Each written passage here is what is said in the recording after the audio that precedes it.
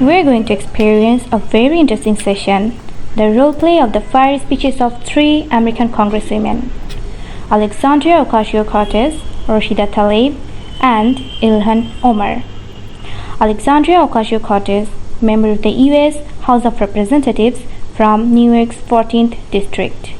Rashida Tlaib, member of the U.S. House of Representatives from Michigan. Ilhan Omar, member of the U.S. House of Representatives from Minnesota's 5th District. Lawmakers held a debate ahead of a vote that eventually led to Democratic Representatives Ilhan Omar being removed from the House Foreign Affairs Committee. In the debate, some Democrats said the GOP was targeting Omar based on her race and religion.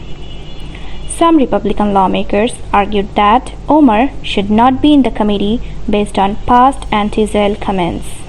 Desperation. So desperate to distract the American people from the total inability to govern. The GOP is now doing what it is best at, weaponizing hate against the black, beautiful Muslim women. Congresswoman Omar lived experiences as a refugee and child, a survivor of a war, should be welcome to this committee. It is needed. When you can't pass any bills that actually improve the people's life. It is so painful to watch how ironic that the so-called lovers of personal freedom are now moving to the censor. Congresswoman Omar, in the same week, they introduced a bill to ban federal employees from engaging in censorship. Where are the free speech warriors today? The hypocrisy is obvious to the American people. You are showing who you are really. I know Congresswoman Omar will not be silenced. And also Congresswoman Omar, I am so sorry sis that our country is failing you today through this chamber. You belong on this committee.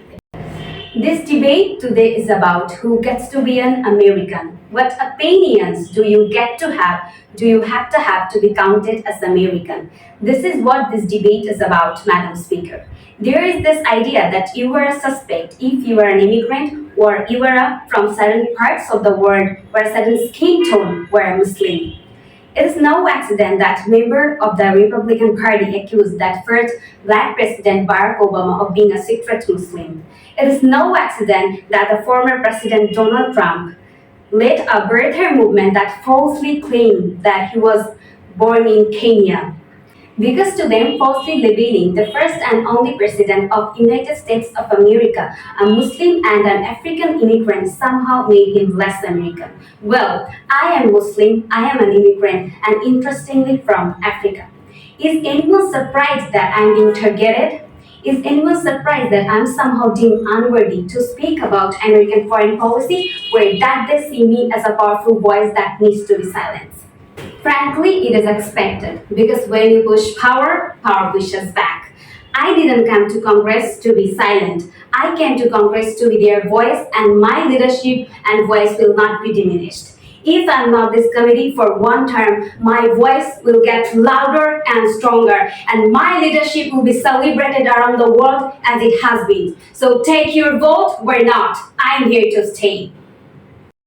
Thank you. Now, as a fellow New Yorker, I think one of the things we should talk about here is also one of the disgusting legacies after 9/11 has been the targeting and racism against Muslim Americans throughout the United States of America. And this is an extension of their legacy. Consistency, there is nothing consistent. With the Republican Party's continued attack, except for the racism and incitement of violence against women of color in this body. I had a member of the Republican caucus protect my life, and the Republican caucus rewarded him with one of the most prestigious community assignments in this Congress.